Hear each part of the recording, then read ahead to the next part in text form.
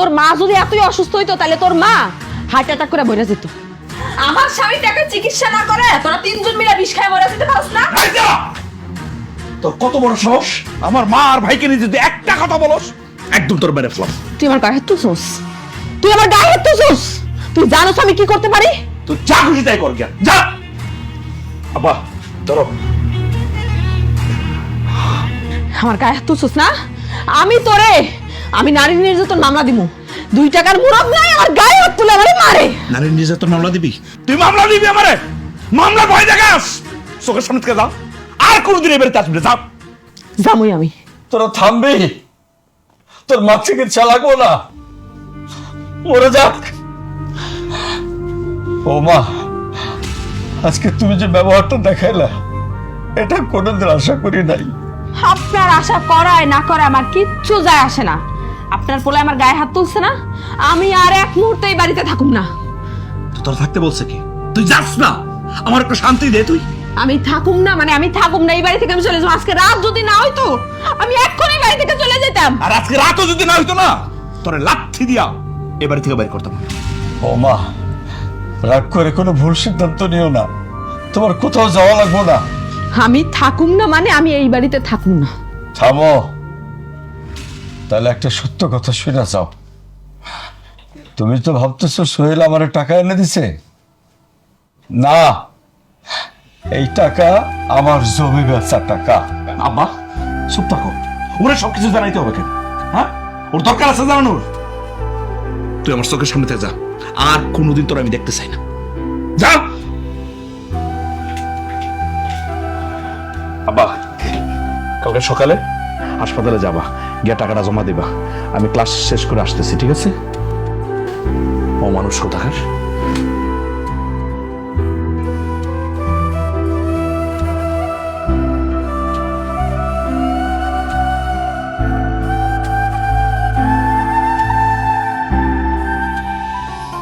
আসসালামু আলাইকুম ভাবি। ওয়ালাইকুম আসসালাম। তো হঠাৎ এই বিকেল বেলা আমাদের এলাকায়? আপনার একটা কথা কইতেছি ভাবি। কি বলবা, মানে কি বিষয়?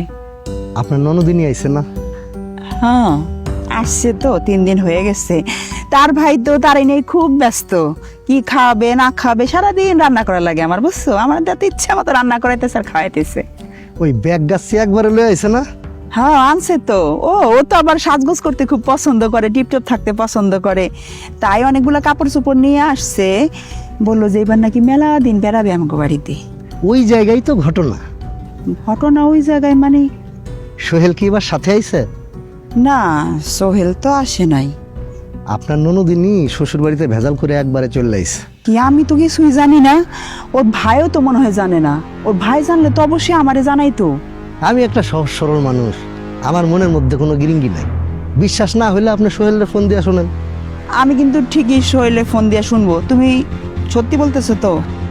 কি হয়েছে, কি ঘটছে যে ও শ্বশুর বাড়ি থেকে আমাকে বাড়ি রাগ করে চলে আসলো? আর বলেন না ভাবি, আপনার ননদিনী শ্বশুর শাশুড়ির সাথে খারাপ আচরণ করে। আর যেটা দেওরা আছে না সুজন নাম, হ্যাঁ ওর গায়ে পর্যন্ত হাত তুলছে, জানেন এটা আপনি? হায় হায়, কি বলো? সি সি সি সি, এটা কোনো কাম করছে? খুবই খারাপ কাজ করছে। শুধু তাই, গ্রামের প্রত্যেকটা ঘরে ঘরে চায়ের দোকানে এদের নিয়ে আলোচনা করে, আপনাকে বংশ নিয়ে কথা বলে ভাবি। যে আমাকে বংশ পরিচয় নিয়ে কথা বলে? হ্যাঁ ভাবি। ছি ছি ছি ছি ছি, এখন তো আমারই খারাপ লাগতেছে। হাজার হইলেও তো আমি এই বংশেরই বউ। ভাবি পাশাপাশি গ্রাম না, এটা যদি আরো বড় আকার ধারণ করে তাইলে কিন্তু আর আপনাকে মান ইজ্জত যেটুকু বাকি আছে ওইটুকু কিন্তু আর থাকবো না। সেই কথা তুমি ভালো বলছো। আচ্ছা, এই শুধু টিকটক করা নিয়ে কি ভেজাল লাগছে? আর এখনকার মেয়েরা তো এগুলা করে, এগুলা নিয়ে আবার ভেজাল লাগার কি হইলো যে বাড়ি সাইরা আমার বাড়ি একবারে চলে আসলো? ভাবি এটা তো ঘটনা না। তাহলে সোহেলের আম্মা তো হার্ট অ্যাটাক করে হাসপাতালে। হ্যাঁ হ্যাঁ, কি বলো? এই ঝগড়াঝাটির কারণে সোহেলের আম্মা হার্ট অ্যাটাক করে হাসপাতালে ভর্তি হয়েছে। আবার এমনই কপাল খারাপ ওদের, ওই দিনই তার অপারেশন করতে হবে। এখন সোহেলের আব্বা একখান জমি ছিল, সেই জমিটা বিক্রি করে ভাবছে যে তার বোর চিকিৎসা করাবে। আপনার ননদিনী কি করছে জানেন? সোহেলরে সেই টাকা দিতে দিবে না, পরে এই টাকা নিয়ে ঝামেলা টামেলা করে আপনার ননদিনী রেগে চলে আসছে আপনাদের বাড়িতে। হায় হায়, সে তো মেলা খারাপ কাজ করছে। মানুষ এত খারাপ হয় কিভাবে? সে বাড়ির বউ না, তার উচিত ছিল আমাদেরকে ফোন করে আমাদের কাছ থেকে কিছু টাকা নিয়ে তাদেরকে হেল্প করা। এই জন্যই তো আপনারা জানাইতেছি ভাবি। হ্যাঁ ভালো করছো। খুবই ভালো করছো। তার ভাইও জানে না, তার ভাইকে তো আমার আজকে এটা বলতেই হবে। তো বড় খারাপ বেয়াদব কোথাকার, হ্যাঁ, শ্বশুর শাশুড়ির সাথে খারাপ ব্যবহার করে, স্বামীর সাথে খারাপ ব্যবহার করে, বেশি অহংকার হয়ে গেছে বুঝছো। ওর অহংকারে চোটে মাটিতে পাওই পড়ে না। আমার বাড়িতে একটা কাজ করে না, আমার এদের সব কাজ করায়, সারাদিন ফোন নিয়ে দাঁড়ায় থাকে। আমি তো কিছু বলি নাই, আজকে আমি ছাড়বো না, আজকে আমি ওর ভাইরে দিয়া ওর ব্যবস্থা করে ছাড়বো, বেয়াদব কোথাকার।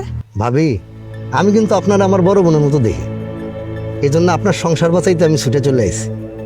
এখন আপনার সংসার আপনি কিভাবে বাঁচাবেন সেই চিন্তাটা করেন। জায়গা ভালো থাকেন ভাবি, বেড়াইতে যান।